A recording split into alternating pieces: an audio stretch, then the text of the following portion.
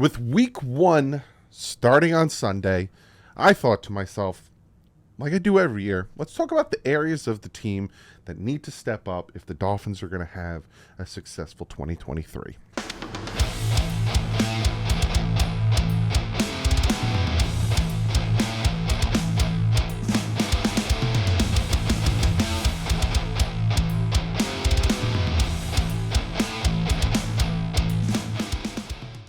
What is up, Finn fans? How y'all doing today? It is Tuesday.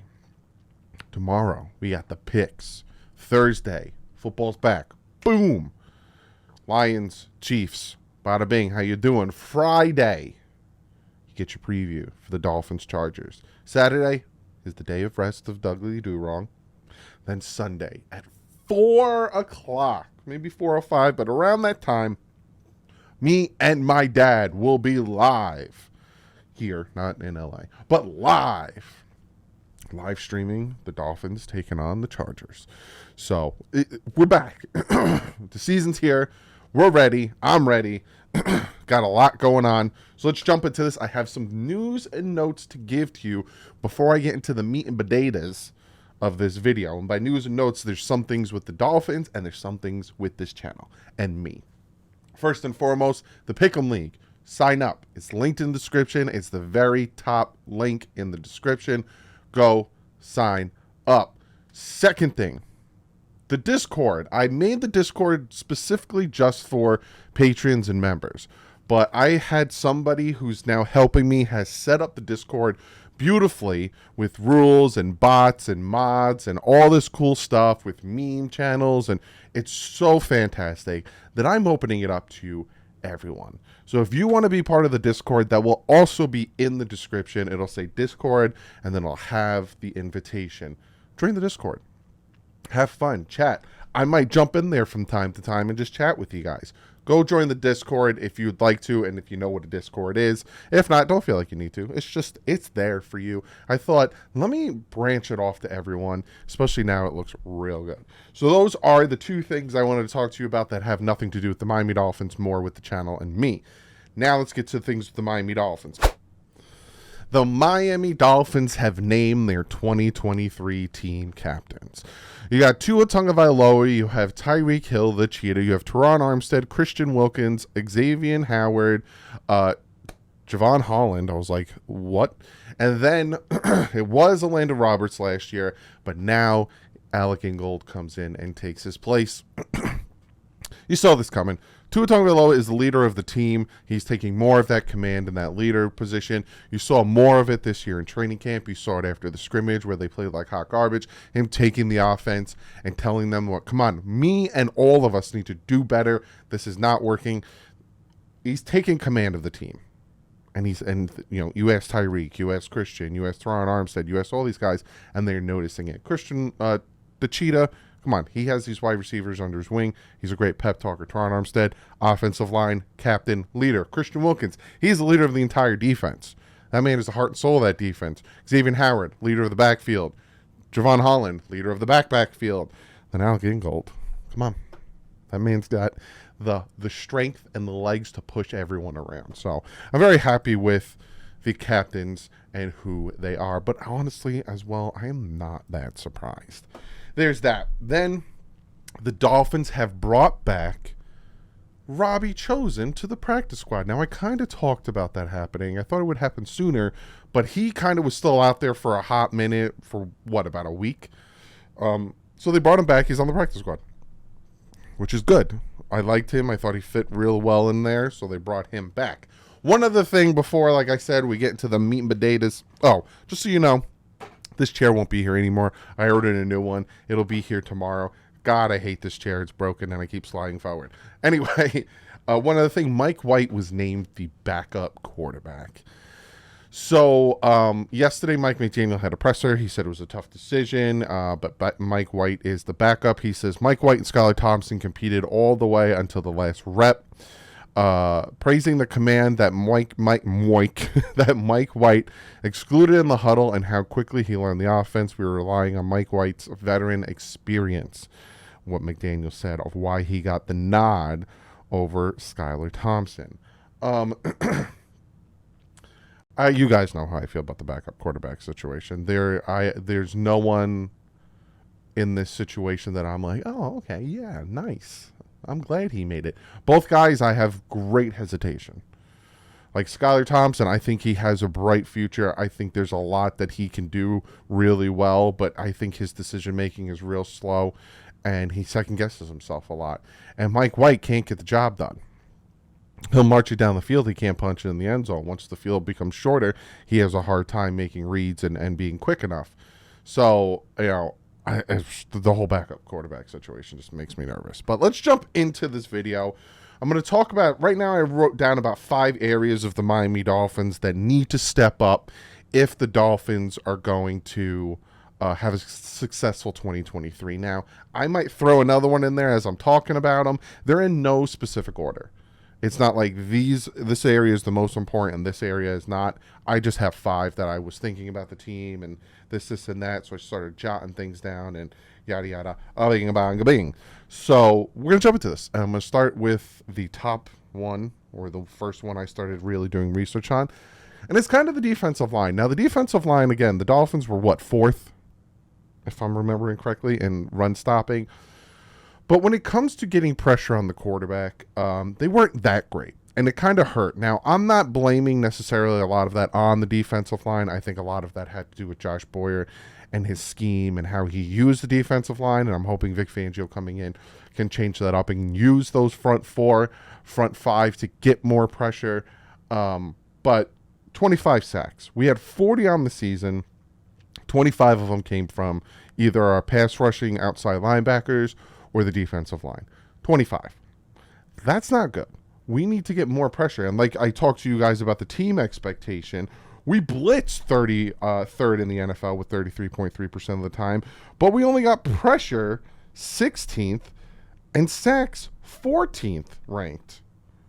It's like we were blitzing and they weren't getting home, and that's a problem. So to me, a big proprietor of being successful in the NFL is trenches.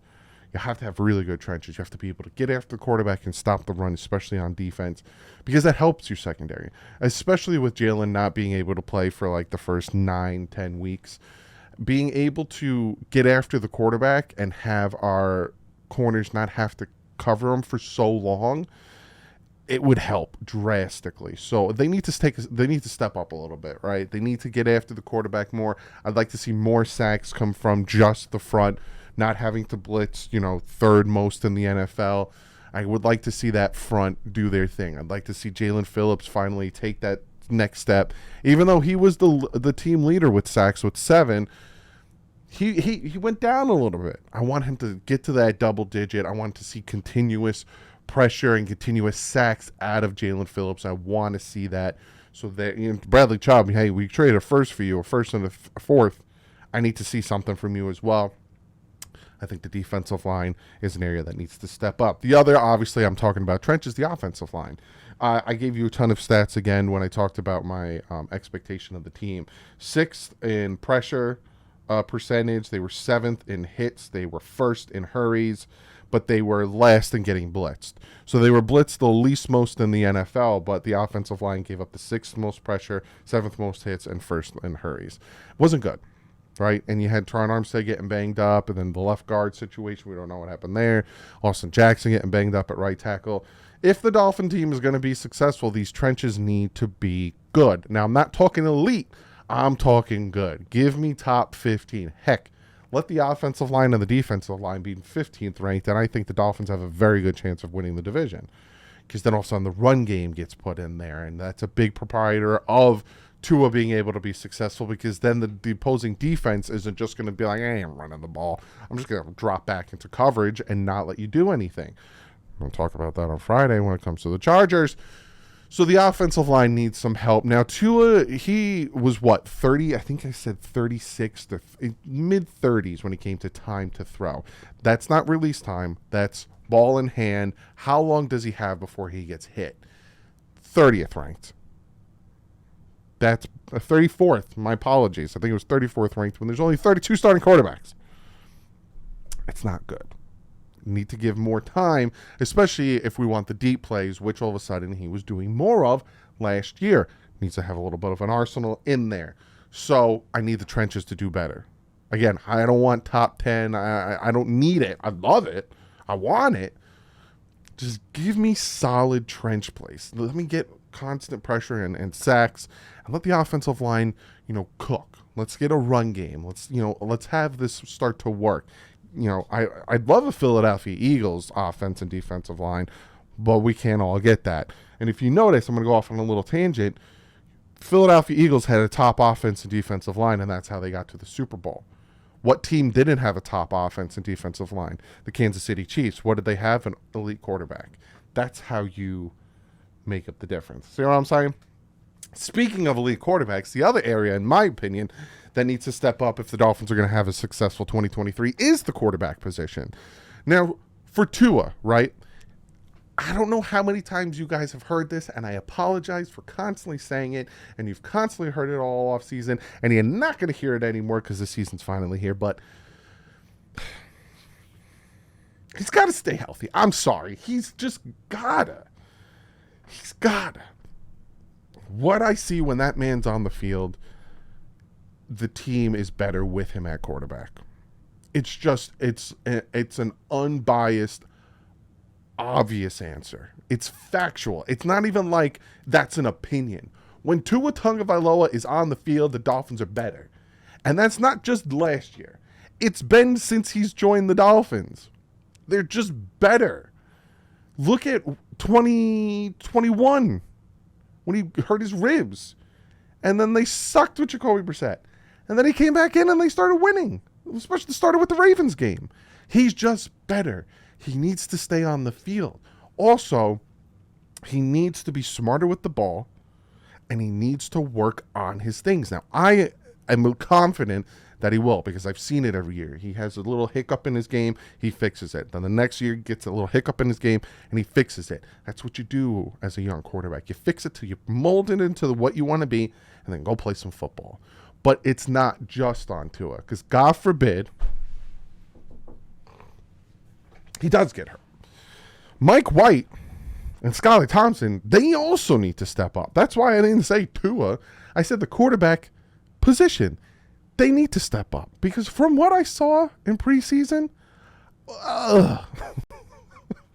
my God.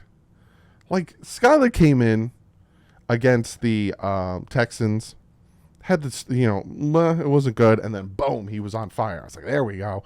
Same thing with Tua. He had the dumb interception, boom, 99-yard, drive. There you go. And then the Jaguars game, woof. Skylar looked like hot garbage. I don't feel good about it. All three of them need to step up. Hopefully we don't see Skylar and Mike White. That would be the dream. Tua plays every single game and then plays in the playoffs. So we finally can see, is there a playoff Tua? Because Giant fans know that there's a Eli Manning and then there's a playoff Eli Manning. Ravens know that there's a Joe Flacco and then there was the playoff Joe Flacco. Is there that difference with Tua? Does Tua turn it on when the bright lights are on in the playoffs? We need to see that. The other area that needs to step up, to me, it's the tight ends. It's like, if I asked you right now who in the tight end position are you like, wow, I'm really excited to see him play, I guarantee you're going to say no one. There's not a single person. Durham Smythe is my opinion, a reincarnation of Anthony Fasano. I love Durham Smythe. I think he's going to be solid for us, but there's no, I'm not even going to say Travis Kelce because he's an enigma. There's no Kittle.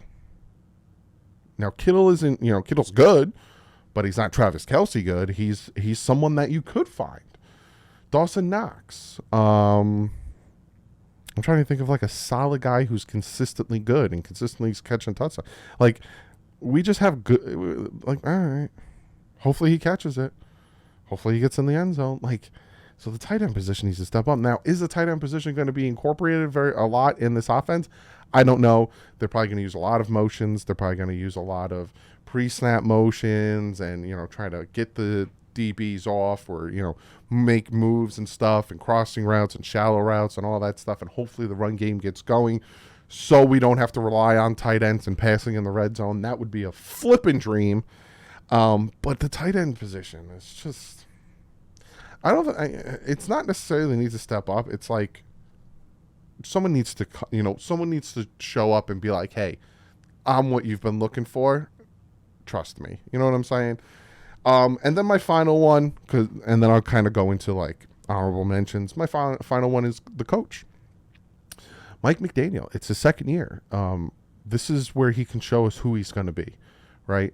This is his team. He built his team, right? He's been trying to get a running back, but he's built his team. Fangio's still kind of tweaking with his defense, so I expect him to be here another year to kind of finish up his defense, and hopefully, we can get a Super Bowl run going again. I think there's a 2-year window. But this is Mike McDaniel's offense, right? He brought in his coaches. He got his defensive coordinator. He changed up the offensive line coach. This is his team. So now he needs to show that he can learn from his mistakes, because his challenges were hot garbage last year. His time management, the team's penalties. We were 5th in the NFL with 111 penalties. A lot of that is on the head coach, the discipline, the not ready, the poor time management, all that stuff. Can he show that he's learned from that? Can he show that his play calling in certain situations he's learned from? Stop being cute. Stop trying end arounds. Stop trying, tight end screens and this and that in situations where just throw a slant, throw an out, throw a quick out route to Tyreek Hill, get the first down, new set of drives, new set of downs. Let's keep moving the ball. This is where he needs to show that, and he needs to step it up in those areas. I'm not saying, we had a very good offense last year. I'm not saying he's a horrible head coach, but that's where he kind of needs to step it up. And then there's the honorable mention to me is depth. The depth kind of needs to show it, because every team deals with injuries. So the depth needs to show that we have something there, which that makes me nervous. And I want to see Cater and Cam Smith kind of continue somewhat of the success. I want to see Cater, third best coverage corner last year, continue his success. And I want to see Xavier Howard show that it was just that he was injured, and he's going to go back to that X that is going to shut people down. But that's what I got for you guys today. Comment below. Let me know what you think about who the captains are. Let me know what you think about Mike White being the backup quarterback. Let me know what you think about Chosen going back to the practice squad. And let me know what your areas that need to step up are. And again, if you want to be part of the Pick'em League, it's in the description. And if you want to be part of the Discord, it's in the description. But I'll see you guys tomorrow. Week 1 of Pick'ems. I'm going to do straight up, but then also I'm going to tell you the spread is, and if that changes my pick. And then I will see you Friday, preview, Sunday. Let's go, baby. But like usual, stay classy. My fins up.